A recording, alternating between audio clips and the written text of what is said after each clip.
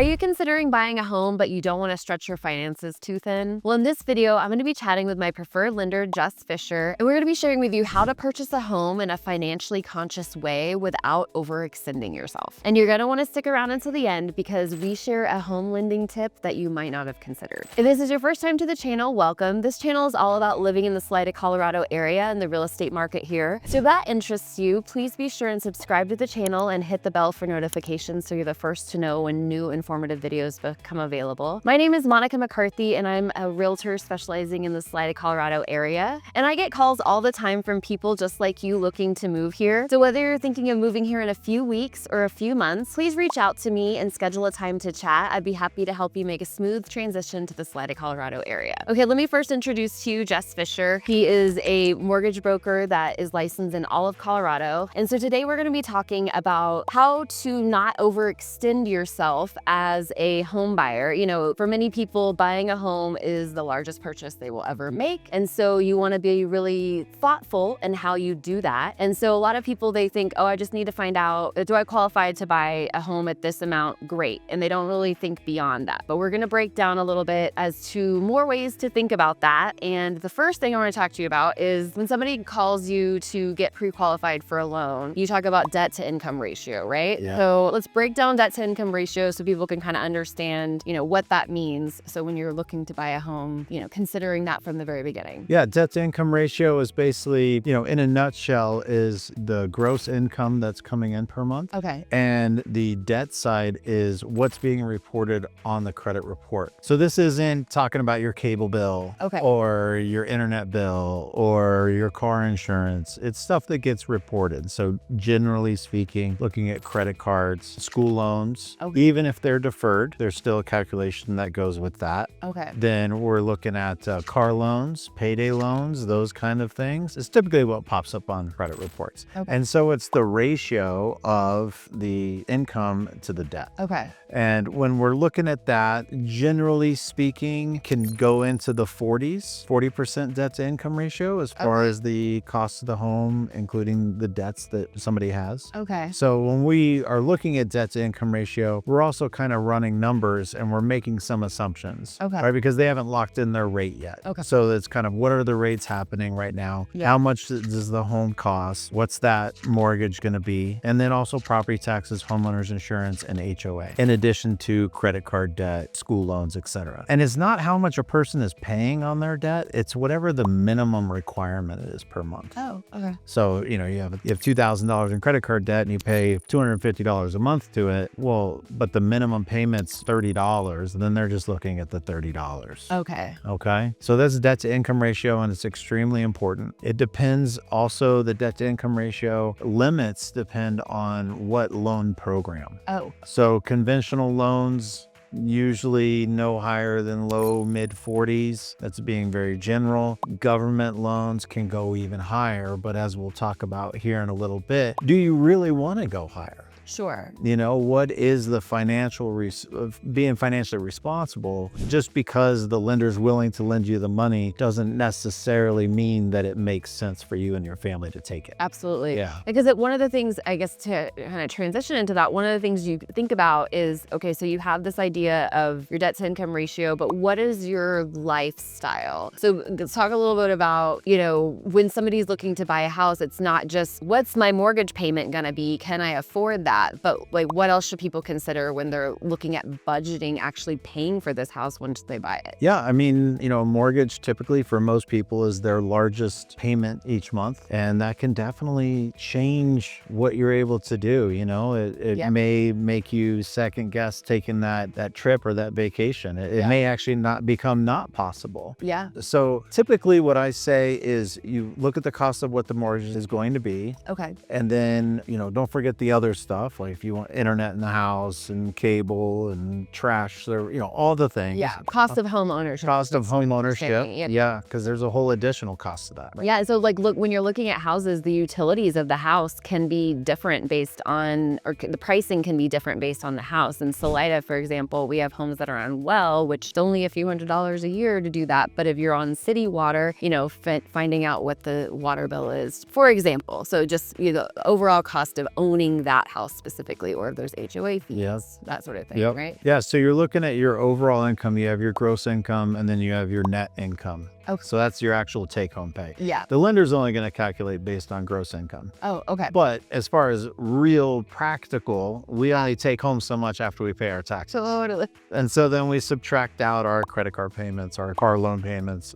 all that stuff. And then that's disposable cash at the end of the month if you're in a situation where you have that. Yeah. Well, if you take on a bigger mortgage, that's going to decrease your disposable income. And does that work for your family? Yeah. You know, I mean, some people are homebodies and are just fine with their mountain bike every day on the trails, or their ski snowboards up in the mountains, and they just got to afford a pass, right? And they're good with that. And there's other people who want to travel all over the place. And so that's going to change. Absolutely. And so you don't want to become house poor. Absolutely. Yeah, I like to tell people that too. Yeah. It's really important. Or if you're trying to save, you know, depending on where you are in your life, or you're trying to put money away for your kids' college or retirement for yourself, or both. So making sure you have money left over to do that in addition to paying for your house. Yeah, it's a really big factor. I see people sometimes, you know, if we're talking government loans, I mean, I can kind of nose up to, depending on the loan and depending on all sorts of things, down payment, credit, all that kind of stuff, nose up into the high 50%. So these people are willing to spend 55% of their gross income, which when you knock out taxes off of that, it's not their net income, it's their gross income. And they're spending 55% along with their debts that they have just on the home itself. Yeah, and that doesn't leave a lot. It doesn't leave a lot. And so really kind of what are you, as a borrower or a buyer of a home, what is your goal? What are you trying to do? You want to move to SALIDA and you're good with just being here and this is the spot? Style here. And that's different than if you're wanting to travel or save for kids' college and stuff like that. Is putting all that into consideration. And when you look, kind of the general guidelines is 30% or less. Okay. That's typically a safe place to play. Okay. Yeah. It doesn't always work out that way. In particular with Colorado, mountain towns tend to be a little bit more expensive. They are, yeah. And this place has everything that somebody's looking for, then maybe you are willing to go to that 40%. Sure. But ultimately, I think it comes down to a conversation with, you know, trusted people in your circle, and really kind of figuring that out and working together if you have a family, you know, making sure that both people are on the same page about what the impact's going to be. Sure. And like sitting down pen to paper, right? I mean, getting that budget. I know I've had clients that they were smart about this and they knew they qualified for this amount, but, you know, especially before you're negotiating on an offer, because a lot of times people get, you know, emotionally attached to a house and they end up going higher than they really want. Understanding what is the impact of that price point on your actual day-to-day budget with, you know, what your family's needs are and your plans. Yeah. So you're not stretched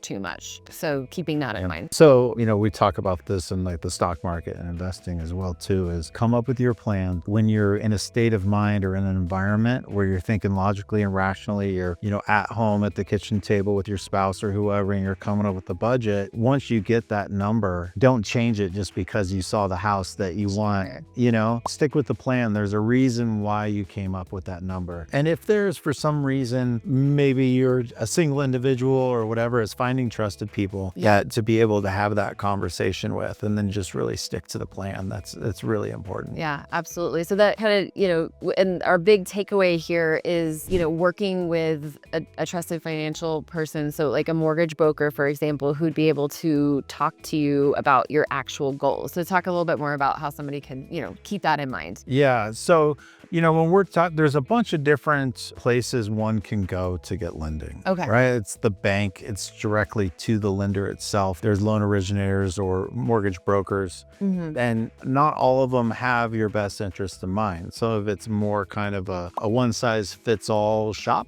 Sure. And this is just the way they do the loan. This is the rate. This is the problem. This is what you're getting. This is how I structure it for all my clients. Sure. Yeah. And, you know, as far as like with me, I tailor everything to the client. Okay. So anywhere from the very beginning of, I don't even know how to create a budget. I mean, how much can I afford? Yeah. I can have those conversations, walk through that stuff, ask the right questions to really get clarity on that. Also, how long do you plan on staying in the house? Sure. A loan is really, there's a bunch of different puzzle pieces, and it's all how you put the puzzle pieces together to make it the best situation possible for the client. Yeah. And so structuring the loan, it's going to be different. Generally speaking, it's going to be different if you plan only staying there for 2-3 years. Yeah. Maybe you're just wanting to get to, say, SALIDA or BV, and you just want to kind of get your feet on the ground, and you're buying just a temporary home versus a home that, hey, you know, my family really plans on living here for the next 20 years.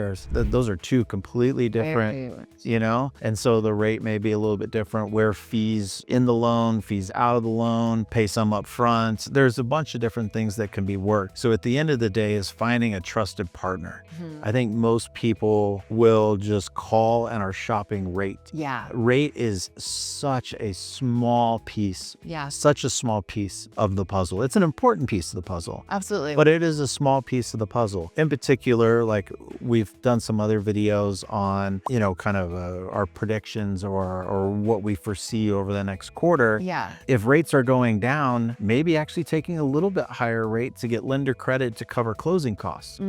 Yeah. Because you believe that the rate's going to go down, you're going to refinance in, you know, 180 days, 40 days. Having your realtor negotiate the seller paying for those closing costs. Yep. That changes a little bit more than, you know, a $5,000 price reduction versus $5,000 in closing costs. Yeah, that's huge. So that makes a pretty big difference in your bottom line as the buyer. And it's the same for the seller. So it, you know, understanding those intricacies on the lending side as well. Yeah. So finding a trusted partner. Yeah. Please shop around. Shop around, find somebody that you trust, that you connect with, that's actually going to be invested in what you're trying to accomplish versus just trying to churn a loan out. Because that's an unfortunate part of the business that happens quite a bit. Sure. And people actually aren't being set up for their best outcome. Well, you're kind of like a number in a big organization, and they're not really looking at your specific situation. So yeah, no, that's you get anything out of this video, that's our biggest takeaway, is to work with somebody who has your best interest in mind and can learn about your specific, unique situation and help you make decisions accordingly. I know we had a client who ended up not having as much money as a down payment just because of her overall financial picture. It didn't make as much sense. But a lot of times having a huge down payment does make sense for the loan. So, you know, walking through what your overall financial goals are and determining if that extra money is worth putting towards a down payment or, you know, having in other investments or what have you. So things like that. So anyways, do you have anything else to add? I think you just hit really quickly on a couple really important points. So generally speaking, for most loans, some of the best rates are going to be around that 20% mark. If you can do 25%, that's going to give you another little bump in rate. Okay, for down payment, you're saying? Yeah, for down payment. But sometimes it doesn't make sense to add that 5% on. Okay. Sometimes it makes sense, like you were saying, is take that 5% and put it towards closing costs. Or figure out a way with seller concessions to then keep that 5% and invest it. Yeah. I mean, if it's money you're willing to spend and you're, you know, saving for a kid's college fund or something like that, put that money in there. Yeah. You know, so not all lenders are going to look at that, you know, your whole picture of what you're trying to accomplish and then figure out the best way to move that money around. If somebody ever calls a lender and they say, hey, send me your documents, and then they just spit out a number without asking questions, I don't know that that's necessarily the best place Gotcha. to be. Guys. Yeah, there's the industry as a whole, when we look online and everything, oh, interest rates are at 6%, or, you know, this, and it's not that. There is so many factors to include that it really can be a specific to the borrower curated solution versus just a one size fits all. Yeah. Because it's just not setting people up for success. That makes sense. So if you have that experience, maybe consider shopping around a little bit. That makes sense. Well, if you have any questions about lending and home buying, getting a loan, getting pre-approved in Colorado, please reach out to Jess. And if you have questions about buying property in the Salida, Colorado area, please reach out to me. Either way, we really appreciate your time. Thank you so much for watching and have a wonderful day.